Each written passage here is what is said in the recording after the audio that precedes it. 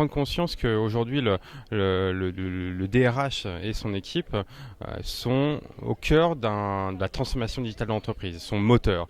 Et c'est à eux aussi, parfois, d'initier ce type de projet et de se mettre en collaboration avec leurs équipes pour transformer l'entreprise. Et donc l'objectif, c'était de réunir les meilleurs experts possibles pour éclairer ce public sur ces sujets-là. On a organisé cette conférence chez Criteo parce qu'on a annoncé aussi aujourd'hui le lancement d'une nouvelle offre qu'on a lancée avec Criteo, une offre de retargeting de candidats. Et c'était l'occasion de faire ça dans un lieu mutique.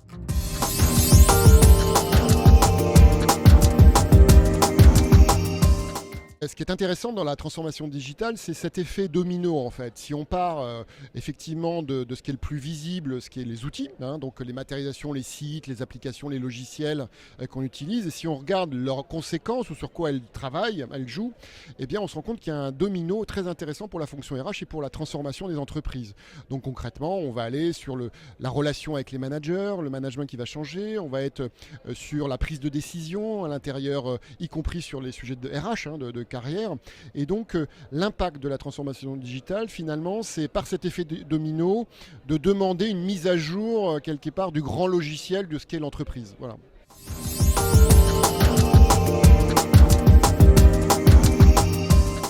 Dans le digital, pour réussir, il y a 3 critères clés. Le premier, c'est tout d'abord sur les capacités. On se rend compte que les personnes raisonnent généralement mieux et plus rapidement. Donc ça, c'est vraiment quelque chose d'important, avoir cette capacité à acquérir de nouvelles connaissances, de nouvelles compétences.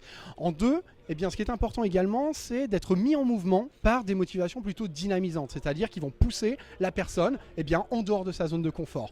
Et enfin, 3e critère, sur la partie personnalité. Donc là, on a identifié 9 traits de personnalité, mais globalement, donc on va avoir affaire à une personne qui n'a pas peur du contact, qui fait facilement le premier pas pour la rencontre de l'autre, une personne ouverte également d'un point de vue intellectuel, au point de vue différent du sien, et puis une personne qui est capable de penser en dehors du cadre, une personne qui va faire plus, délivrer plus, une personne qui, contrairement à ce qu'on pourrait attendre, n'est pas forcément la plus détendue, c'est-à-dire des personnes avec une certaine réactivité émotionnelle, et enfin une personne, encore une fois, qui n'hésite pas à sortir de sa zone de confort, donc qui est en capacité à prendre des risques.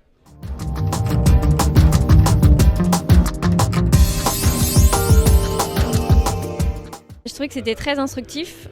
Pour un groupe comme la Société Générale, c'est un vrai défi pour nous d'accompagner nos collaborateurs dans le changement digital.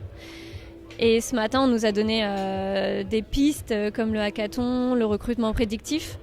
Et maintenant, c'est à nous de mettre ça en œuvre.